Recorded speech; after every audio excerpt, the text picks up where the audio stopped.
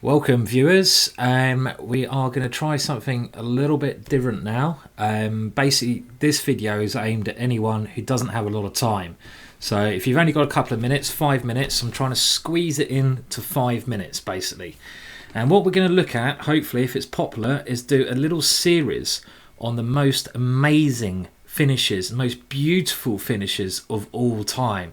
So these are the Mona Lisas of chess, and they're just positions where I want you, the viewer of YouTube, to stop, to pause the video when I say pause, and to try to have a go at solving these positions, which are little puzzles, but they're beautiful, they're stunning. These are the ones that warm my heart. So without further delay, we're jumping into a game here between Fretnik and Svitigan, and this was played in 1997, and we have a typical King's Indian defense position, a middle game position that we're joining, where white is attacking on the queen side and black is blasting away on the king side. And we're just going to play a couple of moves, and then I'm going to ask you a very important question. So we've picked it up here so you can try to get to grips with what's happening. And I have to mention as well, when you're leaving the answer, try not to leave it in the comments box on YouTube so you spoil it for everyone else. If you know the answer, great, but try not to comment it. Just try to work it out by watching the video and just try to keep it inside. Okay, right, so this position continued with b6 from white, so white going on the queen side and black is blasting away on the king side. So now the white king moves to h1 in order so the bishop can drop back to g1 here. Knight to h7 now played, and this makes way for the queen to come over to h4. So this is a very important attacking idea, and white is relying on this bishop g1 move to defend h2 like this. Now white keeps attacking in the center, so white is dominating the queen side and the king in the middle of the board with d6. Black plays queen to g4, threatening mate on h2. Now white cannot defend with h3 because black would then play bishop takes h3. Crash bang wallop, there you go, thank you very much, time to hit the bar. So bishop to g1 is played, and now, well, a beautiful idea from black. He now plays bishop to h3. So this is the start of the beauty. It really is the start. Remember, you can pause this video at any moment. The question will come up very soon. Now, if the idea of this piece sacrifice was if white takes on h3, black retakes with the queen, and he threatens pawn to g2, shachmat, checkmate. So that is the idea of this line. So after bishop to h3, white thought, well, I'm not going to allow that. I'm going to continue my plan on the queen side. And in this position, white plays b takes c7, getting two connected passed pawns ready to become a queen. Happy days. And in this position now, your question arises.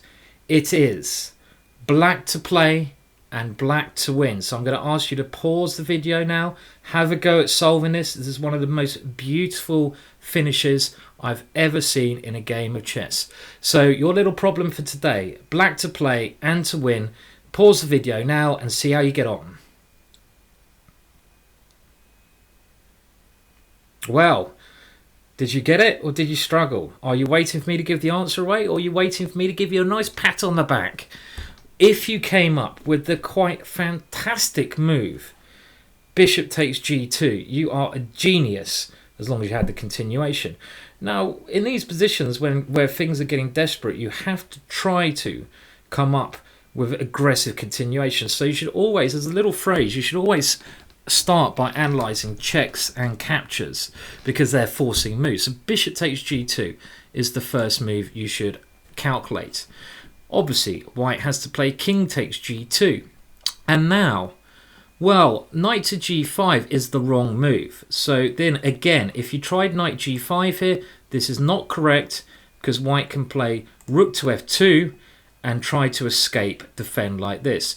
So if you haven't found the checkmate again now, pause the video again and have another go. Otherwise, I will go on with the solution. Queen to h3, Bulaka, as Mr. Ali G would say. Oh dear, I'm not saying that again, that's embarrassing. And that is just a stunning move. That's the kind of move that if you played on a chessboard, you would have to, if there's a tournament hall full of 100 people, you'd have to stand up and go, I am the best. And you'd have to look around and just start going like that to everyone else, because that is a brilliancy. And, well, the point behind this move is, of course, king to h1 falls into g2 checkmate. You cannot play this. You have to play king takes h3. And now it's black knight magic.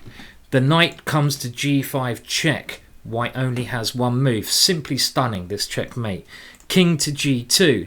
And now the knight on g6 comes into the game. This beautiful piece here now whips its way into the h4 square. Knight to h4 check. Only one move for white. King to h1. And now we finish with a beautiful pawn checkmate. g2 checkmate. Oh yeah, doesn't that feel good? So that is simply a stunning mate. Okay, you can stop the video there if you don't have a little bit longer. I'm going to give you one more puzzle if you want to continue. Short and sweet is the idea. This little series on the most amazing moves of all time, the most amazing checkmates of all time. I've got loads of them up my long sleeves, so if it's popular, we'll get some more down. One more question. After bishop to h3, if white had played rook to e1, trying to defend with bishop to f1, your next question is here. Can you do the same tactic? Does it work this time? So this is a little bit easier now because you know what black's trying to do. So use your calculation, trying to calculate, does the same idea work here? Pause the video if you need to, now. It does indeed work, but in a slightly different way. You go, bishop takes g2 check, king takes queen to h3 check. This beautiful queen move yet again.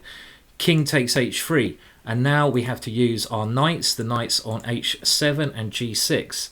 Knight to g5 check, king to g2, knight to h4 check. And it may look like in this variation, because the rook has moved away, the king can go to f1. But it's not going to last much longer. g2 check. And now white might be thinking, oh, this is okay. My king can go to f2. Happy days. No, it can't. Another beautiful checkmate. And yet again, one you'd like to celebrate for the rest of your life, maybe have on your tombstone, maybe tattoo on your back, maybe even tattoo on your forehead, because it does look that damn good. Knight to h3, checkmate. I mean, how picturesque is that? I really enjoyed those checkmates. You can see on the side of the screen, don't know where that is here, but you can see the names of the players who first played this, because my pronunciation may be terribly wrong. It was first played between the game, this top game between Fratnik and Svitan, and these two players were the first people to create this piece of art. So there you go, beautiful game, and we'll come up with more of this in future. But let's leave it there because it's meant to be short and sweet.